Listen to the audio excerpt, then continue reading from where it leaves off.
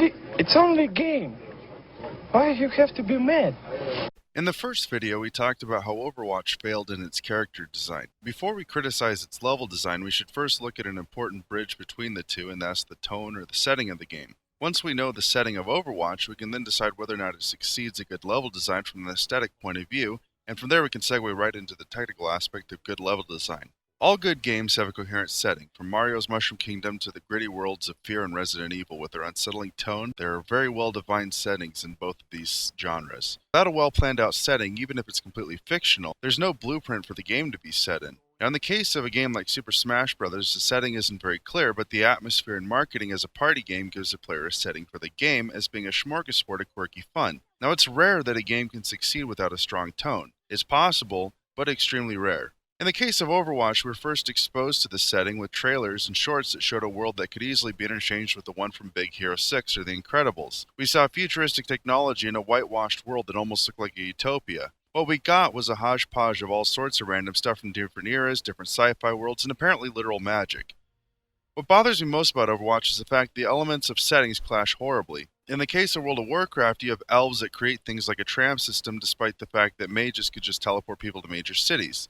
And although the worlds you see these little creatures using technologies that would not feel out of place in a mad scientist lair in the current year with a cosmetic makeover, their technology never felt modern enough to make things like horseback riding feel out of place. Now, Blizzard is capable of making a coherent setting. World of Warcraft is a testament to that, and that's why Overwatch's failure to do so is so surprising to me. In Overwatch, you have a character like McCree who looks like he came out of a spaghetti western and uses attacks that would be very common in a western. He wields a revolver against foes that have chi energy attacks, laser guns, and mechs. McCree might not be so out of place in a game like TF2, but in a future as bright as Overwatch, he looks like he time traveled. And why would a character like Pharah even be part of the same organization as him? She flies around with a mech suit. It makes no sense, really. And did McCree LARP his way into Overwatch anyway? What's up with that?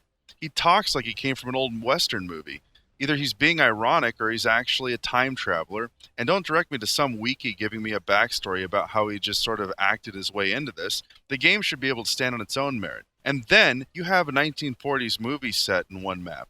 Like, it's even got a black Lincoln that looks like it just got done abducting the Hardy Boys, yet it has some sort of anti-gravity system on it for wheels. What the fuck? In any game set in a post-wheel future, you have really wacky-looking cars. If you want to find some evidence for that, then you should just go to Mass Effect. But who in their right mind would confine a car that no longer needs four wheels to the shape of an old car? And why is a future as advanced that allows for video games that are so realistic that they can make someone capable of fighting with a real mech, would CGI not dominate the big screen over some shitty practical effects? In the same fucking set, though, we find green screens.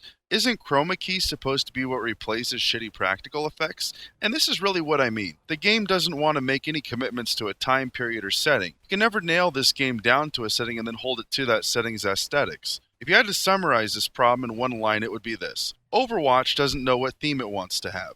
Now, does Overwatch want to be an alternative present, an alternative universe with magic, an old western, a manga about mechs? Well, nothing really makes sense here, and it doesn't make the game more endearing like Super Smash Bros. Does. It feels disorienting, and that's a really bad thing.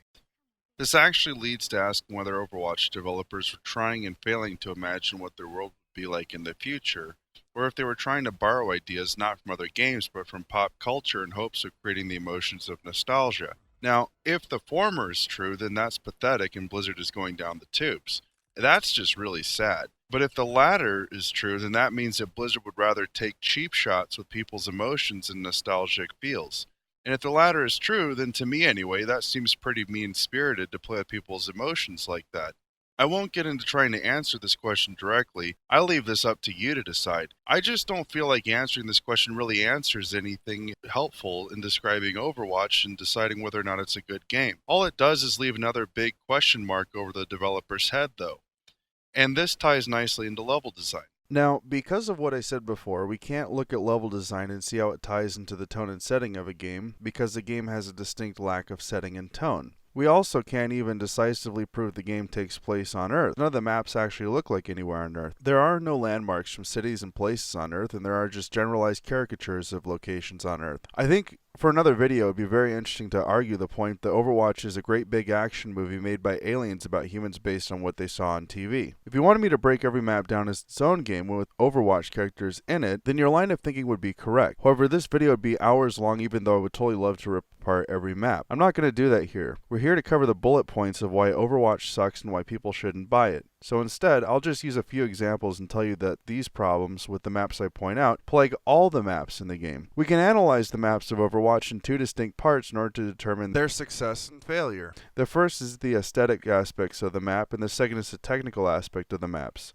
Since again, we don't have a well-defined theme for the game, we must let the theme of the map stand on its own merit. We can also look at the creativity in map design, which can be interesting to say the least in this game. This is the simple part, and this is the fun part if you like arts and crafts and design. But over on the technical side, we do need to start with an overview of design elements of levels, what rules or fundamental laws apply to level design in first-person shooters, as well as how balanced an Overwatch map actually is. Then, once we have that out of the way, we can look at only a few examples of the level design or lack thereof in Overwatch for the sake of time, and then we'll be able to understand what all the rest of the maps in Overwatch have in the same line. I don't want to make a really long video that covers every map, only examples of problems that are present in every map. Before we look at TF2 as a case study, it's valuable to know a bit about the history of level design in gaming. This is with a primary focus on FPS, and this is meant to be as short and sweet as possible. We'll start with a really odd game though, called Gorillas.Bass, which predates even Doom.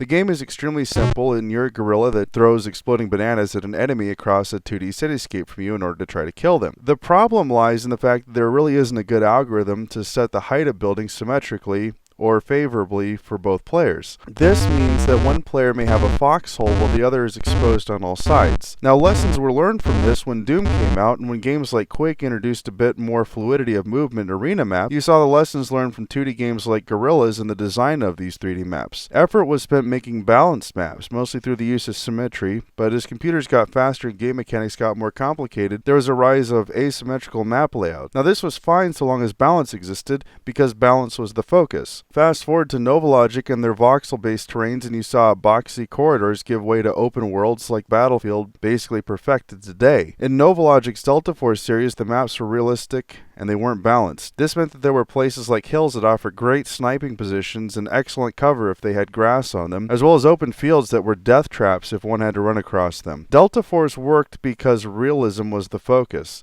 not balance. Well, then along came Valve Software, and they literally wrote the book on good level design and then applied 15 years of lessons learned to Team Fortress 2. In these technical documents Valve released outlining TF2's level and world design, they essentially outline the needs of level on the front of aesthetic as well as technical. For instance, in TF2, the teams were given two totally different but subtle messages about themselves in the map design. Red was given an earthy red tone and had rural and agricultural equipment in their base, while Blue's logo had a wrench and the color was a metallic blue. Blue was the industrial side, while red was the agricultural side. There's a very interesting lesson here in how to make a visually pleasing level as well. One important thing that came with these documents, though, highlights something that became increasingly common in level design, and that's the ability to literally use levels themselves to tell a story or narrative. A great example of this would be DayZ, in which the developers stated plainly that the blood on the floors and torn up houses are meant to have stories behind them. The player sees the results of frenzied people packing up their valuables and leaving. In the case of all Source games, though, maps start off as polygons, painted yellow and gray. Then, only after everything is balanced does the map gain its visuals. This is an important point because in the case of Source Engine games, good map design comes first, then comes the visuals.